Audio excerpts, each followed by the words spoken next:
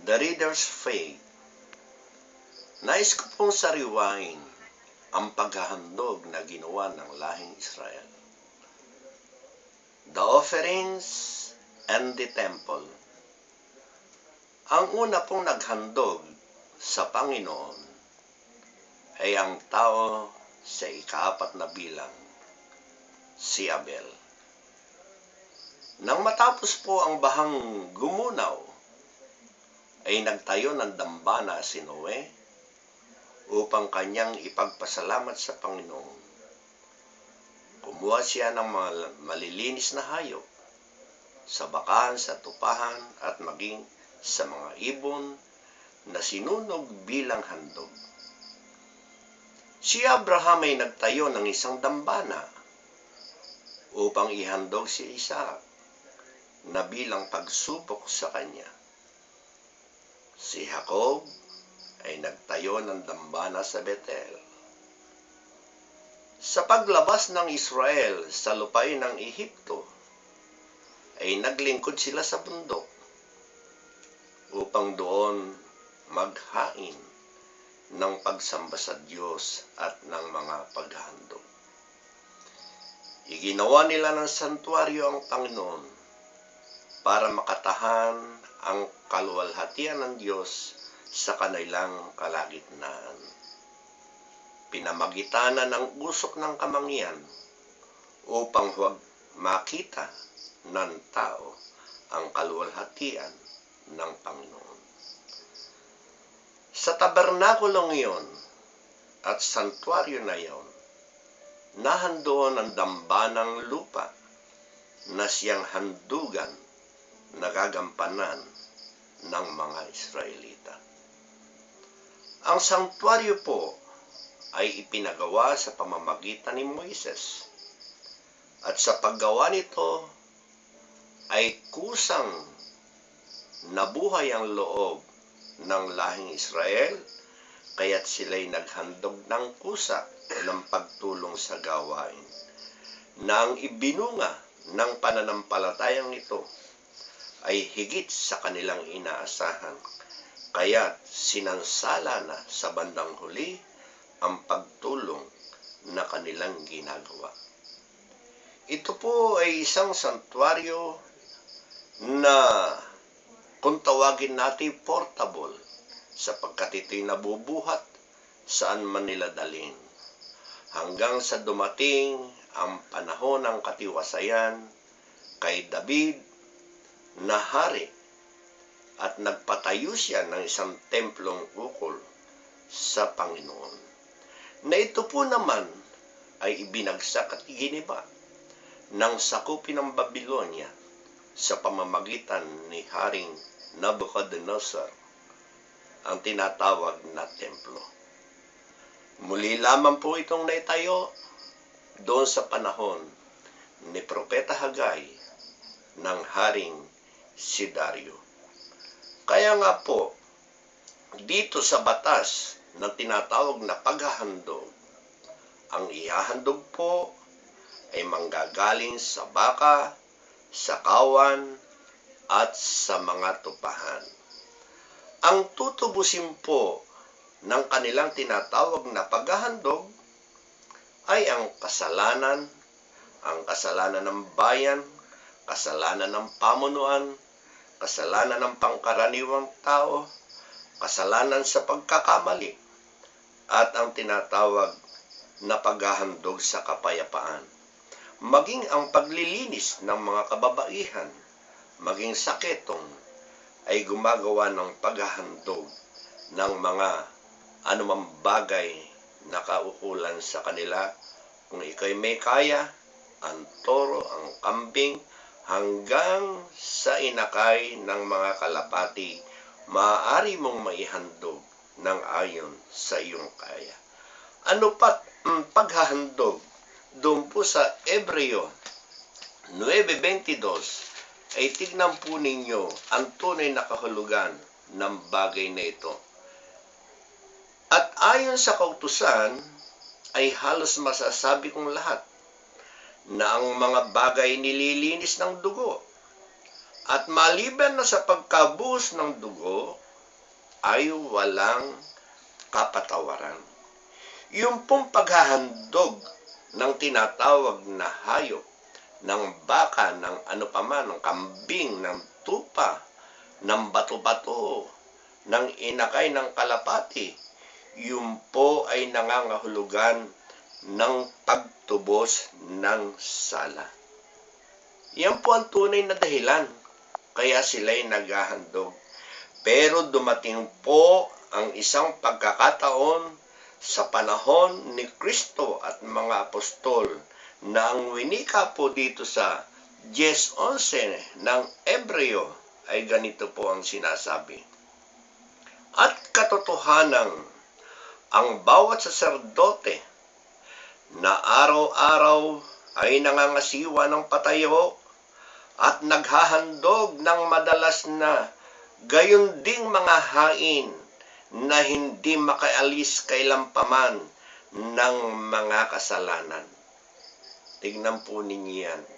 Sapagkat ang puso ng lahing Israel ay masasama na lamang na parati, maski na sila'y tunay na kinauugnay ng Panginoong Diyos. Sapagkat yung pamamarang niyon ay hindi po makalunas ng sala. Kaya po doon sa 10:5 naman ay sinabi, kaya't pagpasok niya sa sanglibutan ay sinasabi ng ating Panginoong Jesucristo po yun. Hain at handog ay hindi mo ibig, ngunit isang katawan ang sa akin ay inihanda mo. Dumating po ang panahon na yung paghahain, yung paghahandog na ginagawa ng lahing Israel ay hindi na po ibig ng Diyos. Subalit, sa kahulihan, merong isang katawan na inihanda upang siyang gumanap ng tinatawag na katubusan. Tignan po ninyo yan. Pero yung paghahandog na nauukol sa lahing Israel sa pamamagitan ng mga hayop na inihahandog, yan po ba'y kinalulugdan pa ng Panginoon? Doon po naman sa 8. Sa itaas ay sinasabi, mga hain at handog at mga handog na susunuging buho at mga haing patungkol sa kasalanan ay hindi mo ibig at di mo rin kinalulugdan, mga bagay na inihahandog ayon sa kautusan. Ay wala na pong kaluguran ang Panginoon sa gayong uri ng paghahandog. Kaya doon po naman sa 18, tunay na wala nang naging paghandog. At kung saan may kapatawaran ng mga ito, ay wala nang paghahandog na patungkol pa sa kasalanan. Kung dumating yung panahon ng pagpapatawad ng Panginoon, yan po ay hindi na kinakailangan ang paghahandog na naayon sa kautusan. Bakit po sinabing ganon? Ano ang dahilan? Dito po naman, sa kaloobang yaon, tayo pinapaging banal sa pamamagitan ng pagkahandog ng katawan ni Kristo na minsan at magpakailanman. Kaya nung mahandog na po ang katawan ng ating Panginoong Jesucristo, iyan na po ang tumubos ng lahat ng sala ng tao dito sa daigdig sa sumasampalataya at kumikilala sa kaniyang dugo.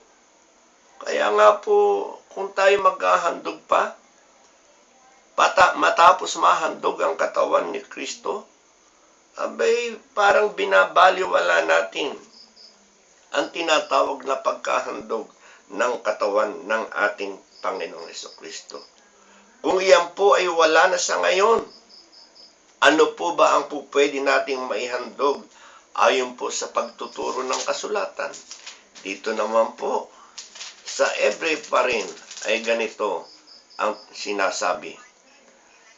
Sa pamamagitan nga niya ni Kristo, maghandog tayong palagi ng hain ng pagpupuri sa Panginoon, sa Diyos. Sa makatwidbaga ay ng mga bunga ng mga labi na nagpapahayag ng kanyang pangalan. Kaya dito po sa ganitong pangyayari, abay, ang ihahandog na po natin, hain ng pagpupuri. Anong uring pagpupuri?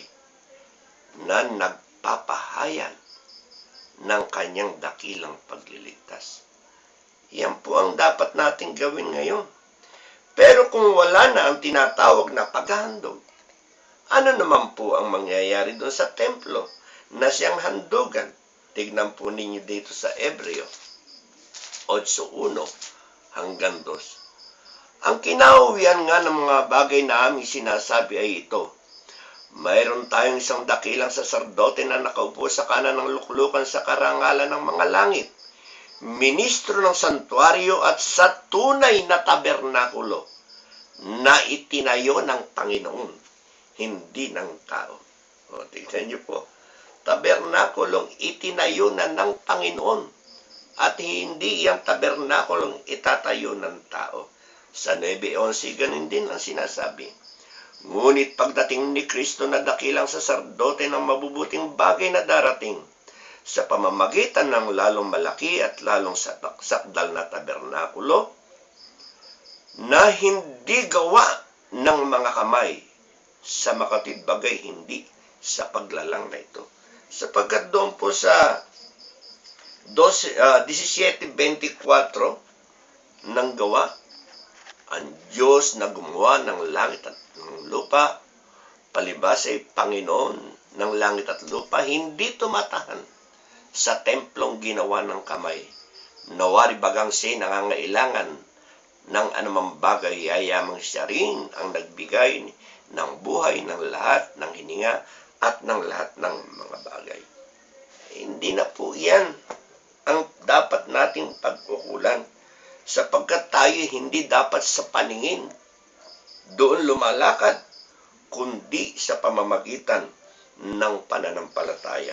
At ang bunga ng pananampalatayang yan, dito po sa Galatia 5:22, ganito po ang nakasulat na akin pong babasahin sa inyo. Hindi na tayo marunong maghanap ng nakasulat sa Biblia. Ito po, 5:22. Datapwat ang bunga ng Espiritu: pag-ibig, katuwaan, kapayapaan, pagpapahinod, kagandahang loob, kabutihan, pagtatapat, kaamuan, pagpipigil.